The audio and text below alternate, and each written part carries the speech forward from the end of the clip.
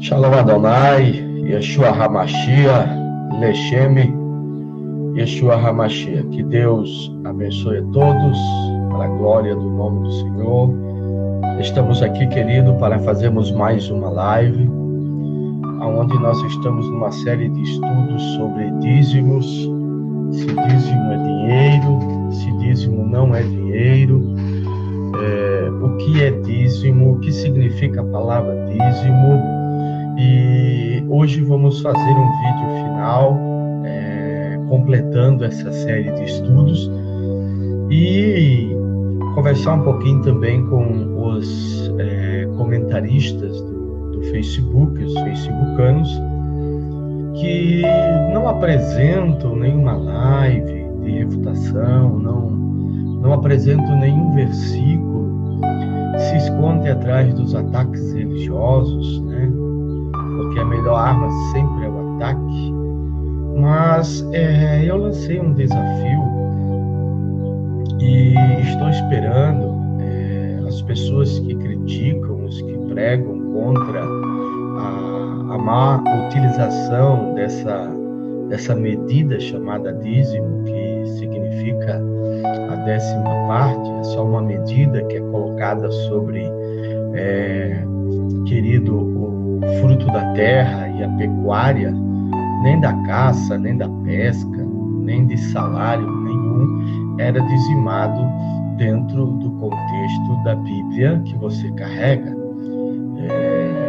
O que nós temos são uma total manipulação dos versículos do Antigo Testamento, através da mentira, do engano, do interesse humano de corroborar e fundamentar a sua arrecadação fiscal. Eu sei que toda instituição precisa de uma arrecadação fiscal para se manter, como também toda associação precisa que seus sócios sejam fiéis em seus pagamentos de suas mensalidades. Mas você usar a Bíblia Sagrada através de uma mentira, isso se torna uma falta de caráter. Você dizer que um versículo bíblico tem tal interpretação e você sabe que na realidade essa interpretação ela é uma interpretação falsa, ela é uma interpretação manipulada, é uma interpretação com intenções para fundamentar um interesse próprio humano e não defender o interesse do texto, o interesse do que o profeta quer passar, daquilo que recebeu de Deus. Então, até chegar às pessoas, são milhares de pessoas que estão sendo iludidas, enganadas, condicionadas, idiotadas, querido.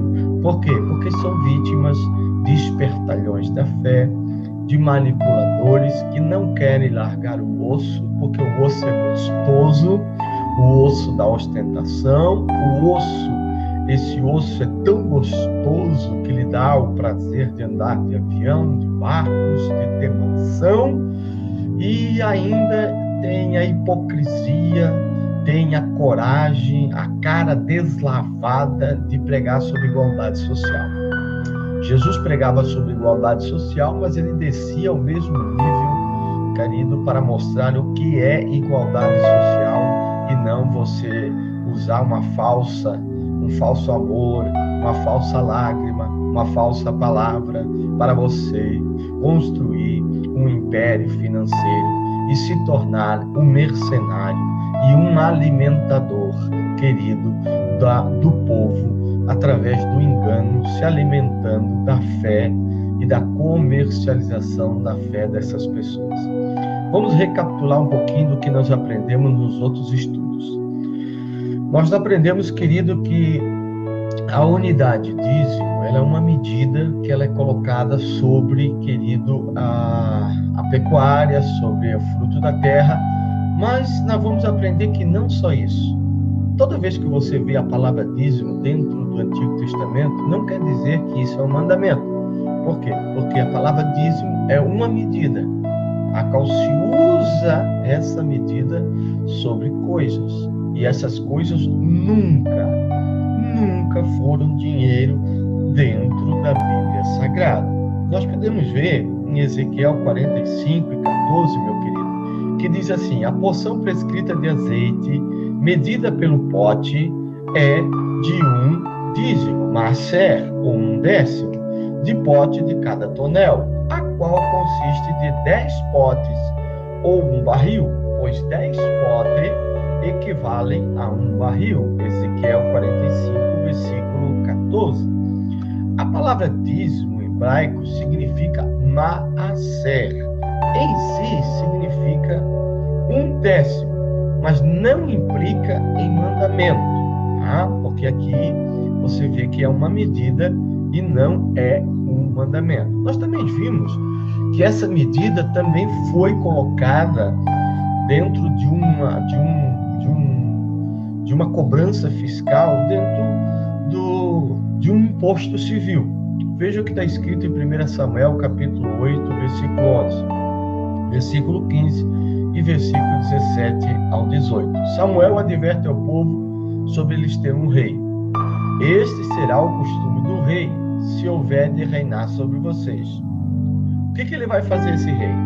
Das vossas sementes, não do vosso dinheiro, das vossas sementes, tá? E das vossas vinhas tomará o dízimo e a sor para dar aos seus oficiais e aos seus servos. Tomará o dízimo e a sor do vosso rebanho, e vós lhe servireis de servos. Então, naquele dia clamareis por causa do vosso rei, que vos houverdes escolhido, mas o Eterno não vos ouvirá naquele dia. Primeiro, aqui nós vemos o dízimo sendo cobrado de uma maneira civil, como um imposto do rei. Mas em nenhum momento o rei cobrava ouro, prata ou algum ciclo de prata para que pudesse, querido, manter o seu reino, porque dentro do costume de Israel, dízimo não era dinheiro, tá? Só é dinheiro na mente daqueles que querem que você acredite que isso é uma verdade que passou para o Novo Testamento, que passou. Mas isso, querido, é uma falta de verdade. Não sou contra, eu dou até muito mais do que o meu dízimo. Mas mentir para você dizimar, se você acha que isso é aceitável ao seu caráter, à sua pessoa, tudo bem. Agora, vir afirmar que a Bíblia diz uma coisa que não diz, isso para mim é covardia e falta de vergonha na cara. Então, querido, eu queria que você postasse um versículo só, umzinho, querido, que prove que dízimo era dinheiro na Bíblia. Me prove, tá? Se você provar, eu deixo de pregar o Evangelho. Me prove, me prove. Aqui está, pelo que eu estou vendo aqui, não existe na Bíblia hebraica dízimo em forma de dinheiro, a não ser quando tinha que vender os dízimos para depois comprar novamente para poder oferecer, como em Deuteronômio 14, ao templo, tá? Vamos ver o caso de Jacó, que essa semana me foi perguntado, semana que passou, sobre como que Jacó dava o seu dízimo, tá? E nós vamos ver que o caso de Jacó, querido, ele era um voto, e voto, por definição, é um ato, é uma atitude voluntária, e não é um mandamento.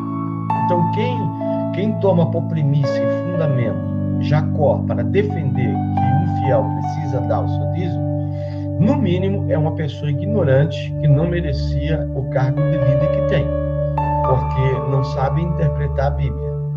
Eu, por muito tempo, por minha ignorância, eu fui um líder desinformado. E eu ensinei muitas coisas erradas. Por quê? Porque eu não estava preparado. Tá?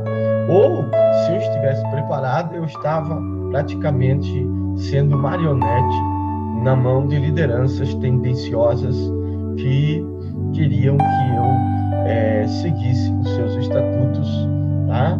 Com versículos totalmente ineficazes, sem qualquer conteúdo exegético verdadeiro. Então, querido, eu fazia. Mas já peço perdão a todos que estiverem ouvindo essa live. Tá? Eu oro muito a Deus pedindo perdão pelas pessoas que eu enganei, pelas pessoas que eu menti, porque eu fui vítima também, como você foi, da ignorância teológica, de uma exegese correta, verdadeira, sincera para com o próximo, tá?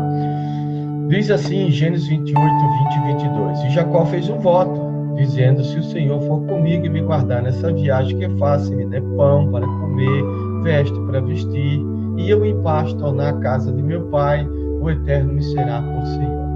E essa pedra que tenho posto por coluna será a casa do Senhor. E de tudo quanto me deres, certamente te darei uma 10ª parte, uma Aser. Tá? Jacó faz uma promessa, mas essa promessa não está sobre a imposição de mandamento nenhum. Ela é totalmente voluntária. Tá? E como que Jacó ele dava o seu dízimo? Se ele não era templário, ele não existia templo ainda construído ao Senhor. Então vamos ver. E ofereceu, em Gênesis 31 nós temos uma pista. Diz assim: e ofereceu Jacó um sacrifício na montanha e convidou seus irmãos para comer pão. E comeram pão e passaram a noite na montanha. Querido, no Oriente Médio, o costume do sacrifício era ser principalmente queimado e depois comido em uma refeição festiva. Se você tem acompanhado os ensinamentos, você vai ver que dentre os 4 dízimos que existia, um dízimo era o dízimo da peregrinação, era o dízimo das festas em Israel. E nessa festa, ali se fazia um grande banquete, aonde as pessoas podiam beber até vinho, até cachaça, sherrar, yain, né, no hebraico, e cachaça, sherrar, e tudo que pedia a sua alma. Tá? Era costume dos semitas oferecer. Então Jacó oferecia o seu dízimo dessa forma. Ele ia numa montanha, que era normal, eles apresentavam os sacrifícios ali, e ali ele comia junto com a sua família, seus convidados, seus servos, e ali ele oferecia os seus dízimos. Esse era o costume semita, tá? Porque naquele tempo de Jacó não existia nenhum sacerdote para receber o seu dízimo, tá? Então, usar, querido, esse texto é uma falta de informação e uma tendenciosidade para arrecadar uma receita fiscal na igreja de forma totalmente antibíblica, tá? E não bíblica, tá? É melhor você ser sincero e você falar que você precisa, tá? Através de um rateio, através do que você vai gastar durante o ano, e você dividir entre os membros daqueles que acompanham, que são seus discípulos, e você ratear entre eles as despesas da sua igreja, e não viver ostentando. Para você ver como a ostentação e a tendenciosidade religiosa é tão grande, que o que acontece? Os menos favorecidos trabalham para a elite. A maioria das congregações, principalmente em algumas igrejas, os obreiros não são assalariados. E sabe o que eles estão fazendo? Além deles dar o dízimo deles, tá? Pagando para trabalhar para o Senhor, eles estão alimentando, eles estão cooperando, eles estão sendo parceiros, eles estão sendo, como que eu vou dizer a palavra, uma palavra que está me faltando aqui, mas cúmplice, querido, do quê? De uma vivência, de uma elite religiosa que vive sentada em cima do dinheiro, que vive uma vida totalmente fora do que se é pregado. Que se prega igualdade social, e eu tenho que desejar para mim, eu tenho que desejar para o meu próximo, o que eu quero para mim, eu quero para o meu próximo, mas na hora de eu estender a mão, na hora de eu botar a mão no meu bolso para fazer com que essa ideologia seja colocada em prática, eu então ajo diferente e eu me coloco como um superior, como um ser de sangue azul que merece mais do que o irmãozinho ali que mora numa casa simples e ganha um salário mínimo, que dá os seus R$ 97 de dízimo. Ele não tem nenhum tipo de compaixão para com essa pessoa, mas se alimenta desse sacrifício, se alimenta, se ostenta em cima desse sacrifício. E você é cúmplice. Você é cúmplice disso porque você vê, você enxerga, mas você preso nessa religiosidade sólida, essa religiosidade encarceradora, essa religiosidade que te faz ser uma pessoa totalmente escrava, com medo do devorador, do diabo, vive aterrorizada e não sabe que Jesus já te libertou e você é livre para ofertar o que você quiser e dar ao seu próximo. Vamos para frente, querido. O caso de Jacó ainda, querido, nós vamos ver para alívio de consciência que voto não é mandamento. Tá? Nós temos um texto em Número 30, versículo 3 ou 5, que nós vamos ver que voto ele não é um mandamento. Se fosse, ele não poderia ser quebrado. Diz assim: quando uma moça que ainda vive na casa de seu pai fizer um voto ao Eterno, a Deus, e obrigasse por um compromisso, tá? Porque essa é a verdadeira fidelidade, é que o homem de Deus, verdadeiro, servo de Deus, quando ele fala, ele se algema pela sua palavra, ele se encarcera por sua palavra, e nem que ele morra, o seu dito vai ser sim ou não. Hoje o que nós vemos são pessoas que têm muita promessa, assumem compromisso, mas na hora, querido, de fazer as coisas corretas não fazem. Ou seja, dão uma de avestruz, mas na hora de botar o ovo, colocam no berreiro, o berreiro das desculpas farrapadas, o berreiro do não tenho tempo, o berreiro. Então, querido, é melhor você não falar, é melhor você não votar, do que você votar e não cumprir. Só que voto, ele é voluntário, tá? Ele é voluntário. Mas se você fez, cumpra. Mas para você ver como não é um mandamento, os pais poderiam quebrar o voto das filhas, tá? Só para você ver que não é mandamento. Mas quando você abre a sua boca, porque hoje as pessoas são assim, falam, não, conta comigo, só que depois acham que sua palavra pode cair por terra, advogando através de desculpas esfarrapadas. O homem que é homem, ele é como Deus. Deus fala muito pouco em suas palavras. Fala-se muito de Deus, mas Deus fala pouco em sua palavra.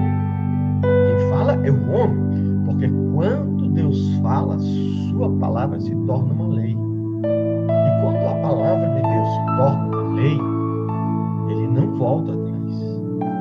Tá? A palavra dele é dita. Por isso que a maioria da palavra de Deus ela é condicional. Não é que Deus volta atrás. É que Deus sempre, quando ele solta uma palavra, ele solta uma palavra condicional. Se tu fizeres, eu faço. Se tu não fizeres, eu não faço. Então não é Deus que muda, Deus é imutável. É o homem que muda, querido, a sua aliança, muda a sua palavra, tá? Se torna uma pessoa de palavra dúbia, se torna uma pessoa que se diz cristão, mas na hora do sim, não, uma hora é sim, uma hora é não. Eu acho que nós devemos começarmos a falar a verdade. E o caso de Abraão? Vamos para o caso de Abraão, querido, que é muito comentado também. É muito interessante esse caso de Abraão, tá? É um caso que foi antes da lei, tá? E muitos usam isso para indicar ou como uma referência para fundamentar a lei dos dízimos no Novo Testamento. Observe o contexto que nós vamos ler. tá? De Gênesis 14, de 1 a 2, 11, 12 e 14, 16. Naquela época, Anafel, rei de Sinar, Arioque, rei de Elassar, Kedorlaomer, rei de Elão, e Tidal, rei de Goim, foram à guerra contra Berá, rei de Sodoma, contra Bissá, rei de Gomorra, contra Sinabe, rei de Admar, contra Semeber, rei de Zoboaim, e contra o rei de Belá, que é Zoar. Os vencedores saquearam todos os bens de Sodoma e de Gomorra e todo o seu mantimento e partiram. Levaram também Ló, sobrinho de Abrão, e os bens que ele possuía, visto que morava em Sodoma. Quando Abrão, que ainda não era Abraão, ouviu que seu parente fora levado prisioneiro, mandou convocar os 318 homens treinados, nascidos em sua casa, e saiu em perseguição aos inimigos até Dan. Atacou-os durante a noite em grupos e assim os derrotou. Perseguindo-os até Robá, ao monte de Damasco, recuperou todos os bens.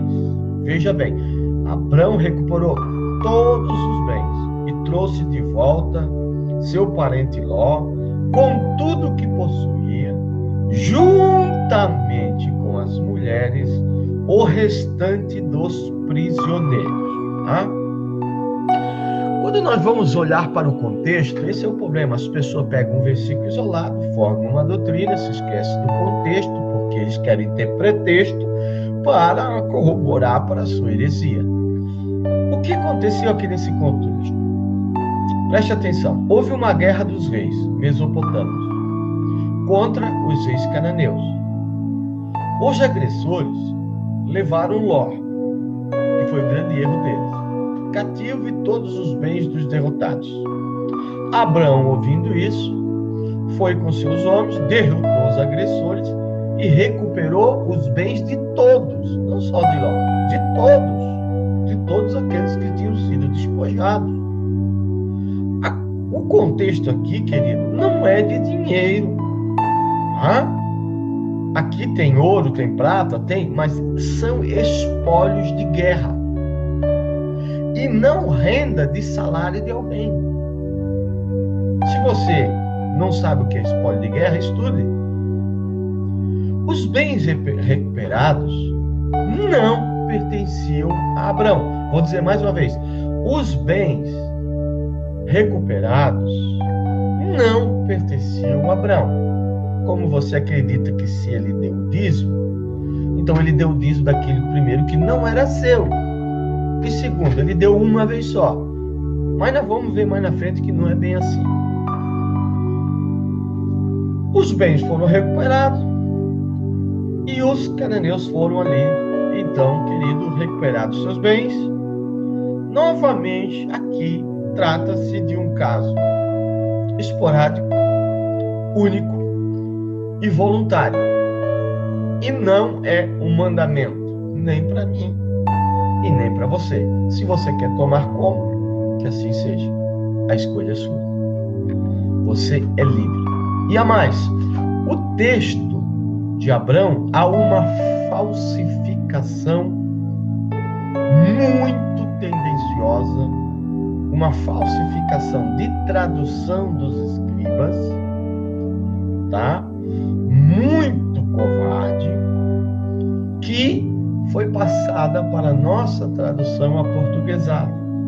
Vamos ver. Há um acréscimo muito grande, tá? Para inverter o seu entendimento. Infelizmente, a maioria das traduções, tá, traz essa tradução grosseira, querido, que diz assim, em Gênesis 14, 18 e 20, na nossa versão diz assim: então Melquisedeque, rei de Salém e sacerdote de El-Elion, trouxe pão e vinho e abençoou Abrão. E disse: bendito seja Abrão pelo El-Elion, criador dos céus e da terra. Bendito seja El-Elion, que entregou os seus inimigos em suas mãos. Aí veja o acréscimo. E Abrão lhe deu o dízimo de tudo. Querido, nos originais, para você ver como você muitas vezes é enganado, a palavra Avraham ou Abram, que está no seu português, não consta nos originais. É um acréscimo dos tradutores, é um acréscimo, é uma adulteração. Ele foi inserido para inverter quem deu o dízimo, para inverter o contexto, para inverter o entendimento. Não sei se é para corroborar com a expressão de Hebreus, porque Hebreus, o escritor, ele já era desinformado, porque ele não tomou os originais como base para se escrever, ele escreveu em cima da tradução posterior e não da tradução original. Então o escritor de Hebreus, ele errou porque os escribas antigos erraram. Então foi um erro em cima do erro, mas na realidade quem deu o dízimo foi Melquisedeque, e nós vamos ver por quê, tá? Abrão em hebraico é Avraham, tá? E esse termo não aparece no hebraico, tá? No hebraico aparece assim: Vaiten, e deu lo a ele, Massé, 1/10, Miqual, de tudo. Ele deu 1/10 de tudo. O texto verdadeiro aqui está dizendo o quê? Que Melquisedeque, ele trouxe pão e vinho, abençoou Abrão e disse, e deu o dízimo. Tá? Então, em Gênesis 14:18, o original diz assim: então Melquisedeque, rei de Salém e sacerdote do El Elyon, trouxe pão e vinho e abençoou Abrão. Correto? E disse: bendito seja Abrão por El Elyon, criador dos céus e da terra, e bendito seja El Elyon, que entregou os seus inimigos em suas mãos. Ele deu o dízimo de tudo. Não existe mudança no sujeito. Foi Melquisedeque quem deu 1/10 Maser de tudo a Abrão. Mas por quê? Porque aí você vai entender. Pelo mesmo motivo que o rei de Sodoma quis dar também, ou deixar com Abrão, todos os bens. Diz em Gênesis 14:21-24, o rei de Sodoma disse a Abrão: dê-me as pessoas e pode ficar com os bens. Mas Abrão respondeu ao rei de Sodoma, de mãos levantadas, ao eterno El Elyon, criador dos céus e da terra, juro que não aceitarei nada do que lhe pertence, nem mesmo um cordão ou uma correia de sandália, para que você jamais venha dizer: eu enriqueci Abrão. Não aceitarei, a não ser o que os meus servos comeram e a porção pertencente a Ner, Escol e Manre, os quais me acompanharam, que foram as pessoas que trabalharam e foram como contratados de Abrão, que eles recebam a sua porção. Abrão, inclusive, querido, ele recusa até mesmo os presentes de Melquisedeque, até os dízimos que Melquisedeque. O rei de Sodoma quis ser muito mais do que o próprio sacerdote Melquisedeque. O sacerdote Melquisedeque quis dar 10%, ele queria dar uma 10ª, para Abrão, para recompensar Abrão por ter livrado também a ele, porque ele também estava junto dentro desses povos que foram levados e foram saqueados. Mas Abrão recusou.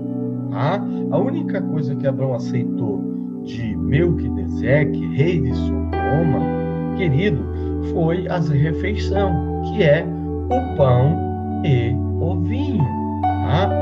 O contexto aqui é espólio de guerra.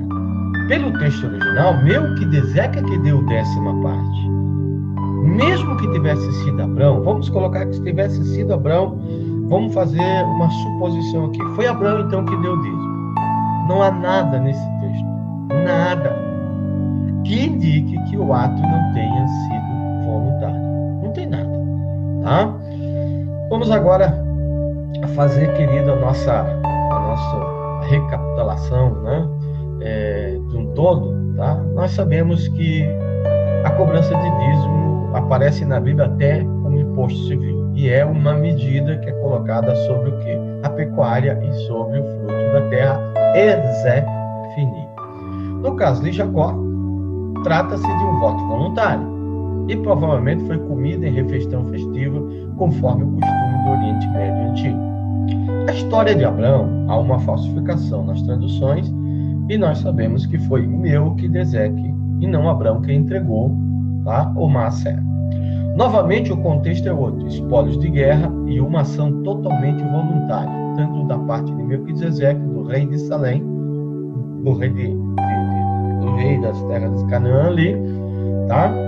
E também, querido, não existe mandamento de dízimo de dinheiro, nem antes, nem depois da lei mosaica. Não existe, nem antes e nem depois, tá? Que Deus abençoe, Shalom Adonai, que Deus possa abençoar vocês, mais uma live aí, para a glória do Senhor Jesus, tá? E fique ligado, que Deus possa te abençoar de uma forma especial, tá?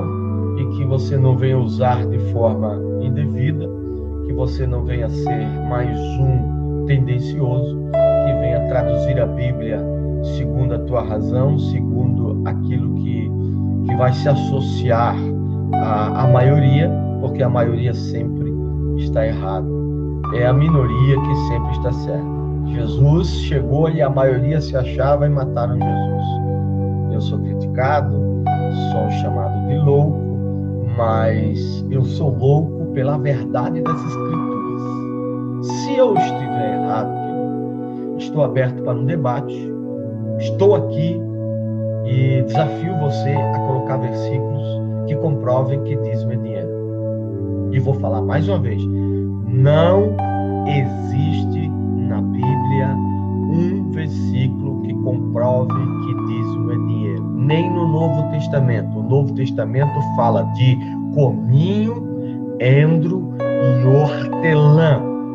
Se fosse dinheiro, Jesus tinha falado: vocês estão se preocupando com as coisas erradas. Vocês devem dar o dízimo do endro, da hortelã e do cominho. Mas vocês não podem esquecer a justiça.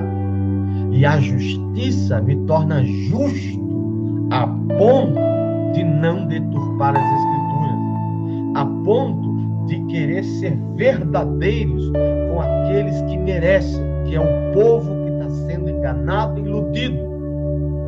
O povo já é iludido pela política e agora mais iludido pela religião, já é espoliados pelos impostos civis do nosso país.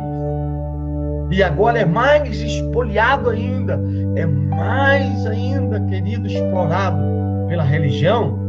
Fora falso profeta, fora, porque Deus está levantando pessoas que vão te combater, te confrontar e mostrar que você está errado. Shalom Adonai, Yeshua HaMashiach. Deus abençoe Fernando, Eleni Moraes, Wilson Trevisan entrou, que Deus abençoe. Lima Edmilson, Daniel Gonçalves, Luciana Raquel Cardoso, Paulo Henrique Couto, Deus te abençoe. Paula Fernanda e Moisés Prudente entraram, que Deus abençoe. Paulo César de Oliveira, que Deus abençoe em nome de Yeshua HaMashiach, Hamalé, Hamalehim, Lechem, Adonai Yeshua HaMashiach, Hamalé, Hamalehim, amém. Amém?